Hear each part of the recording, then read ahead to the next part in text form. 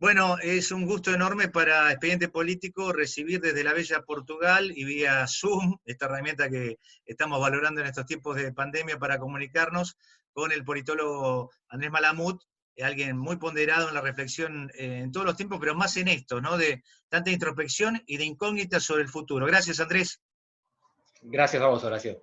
Bueno, la verdad que yo me siento como mi generación, ¿no? Que tengo 52 años, que pocos hitos me han marcado tanto como estos. Y además siento que es como un presagio, no quiero ser negativo, pero un apocalipsis.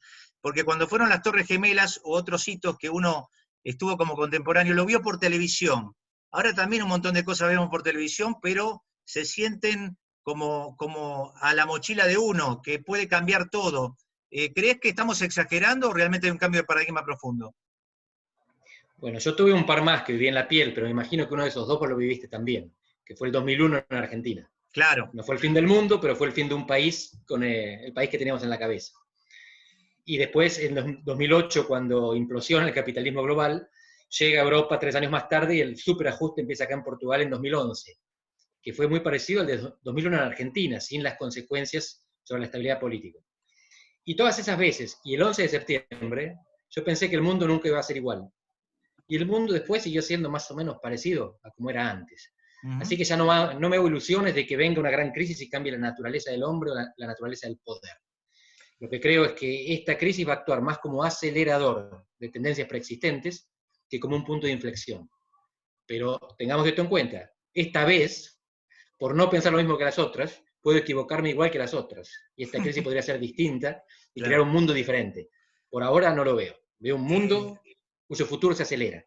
Claro, hay una parte positiva de ese mundo diferente que nos estamos hasta autoconvenciendo de decir, vamos a empezar a ser mejores seres humanos. Pero hay otro que es el del tinte autoritario, el del tinte de pérdida de libertades públicas. ¿Cuánto hay de posibilidad de que estos líderes mundiales que nos ha tocado tener en diversas partes del planeta tengan esa tentación de aprovechar esto para coartar al individuo y coartar sus libertades? Bien. Por ahora hay dos maneras de ver eso. Una manera es, la pandemia no impacta sobre democracias fuertes, pero sí impacta sobre democracias frágiles. Y entonces lo que hace es favorecer el autoritarismo, el deslizamiento autoritario de democracias que venían peleándola. Yo tengo una tercera opción, y me baso en Nassim Taleb, el autor del Cisne Negro, que también escribió otro libro posterior que se llama Antifrágil. Y lo que él dice es que lo contrario de frágil no es robusto. Lo frágil es sensible al daño. Lo robusto es insensible al daño. Lo antifrágil se beneficia con el daño. ¿Qué quiere decir esto? Que esta pandemia puede generar autoritarismo en algunos países, pero también puede favorecer la democracia en otros. Un efecto que se bifurca, la misma causa, la pandemia, en algunos casos genera concentración de poder, Hungría, y en otros casos genera resistencia al poder. Brasil y Estados Unidos, donde hay dos presidentes fanatizados que de repente se encuentran con gobernadores que le dicen que no, con presidentes de las dos cámaras en Brasil, con jueces de la Suprema Corte y hasta con ministros que las renuncian. Ahora, Entonces, no soy esa, fatalista. esas dos expresiones las quería tomar en mi siguiente pregunta. Bolsonaro, que lo tenemos más cerca a nivel regional, y bueno, y el principal país del mundo gobernado por Trump. Negacionistas totales en esta pandemia, muestran facetas irracionales, pero a la vez tienen sus adeptos. Entonces uno diría, ¿pueden ser reelegidos? ¿Vos crees que pueden llegar a quedar vivos políticamente después de esto? Bueno, dependerá, entre otras cosas, del ciclo electoral. Trump tiene elecciones en noviembre, Bolsonaro tiene elecciones dentro de 3 años. ¿En qué contexto se van a dar esas elecciones? Si es en un contexto de emergencia, de guerra o de pandemia, el presidente está favorecido. Es un fenómeno que se conoce como juntarse alrededor de la bandera. Cuando la patria está amenazada, los ciudadanos se rodean la bandera y el portaestandarte es el presidente. Pero cuando pasó la amenaza, en tiempos normales, la gente vota con el bolsillo.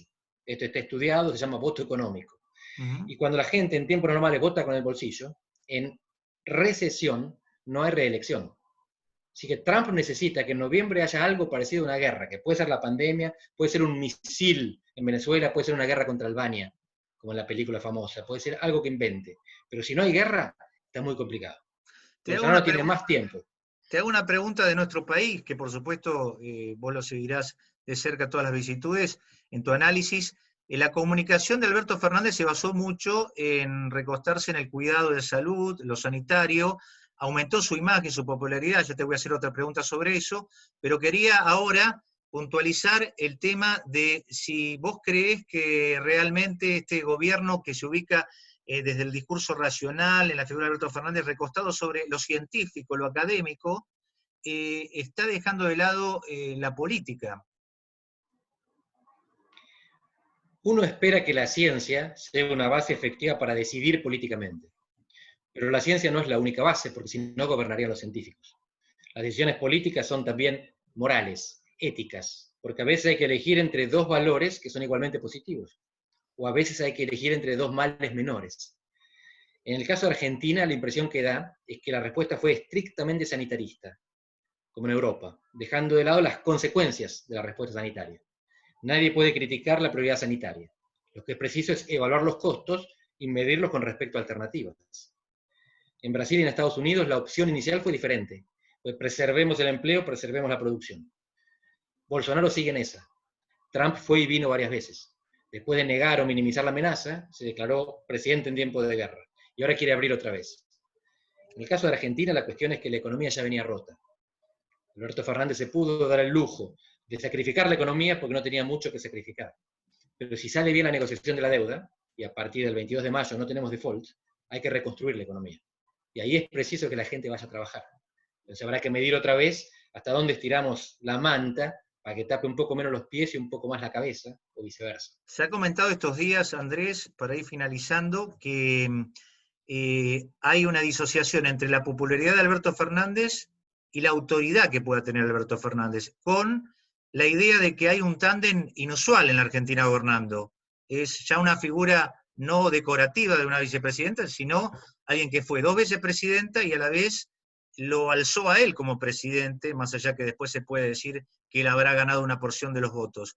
¿Cómo ves eso de la popularidad de Alberto Fernández en estos momentos y lo estratégico de Cristina Kirchner? Lo primero que tenemos que decir es que todos los presidentes del mundo aumentaron su popularidad ante la pandemia. Incluso Bolsonaro subió un poquitito, aunque ahora está bajando otra vez. Su ministro de Salud se disparó, se fue mucho más para arriba y ahí fue cuando él lo echó. Piñera, que tenía el 6% de imagen positiva en Chile, pasó al 30%.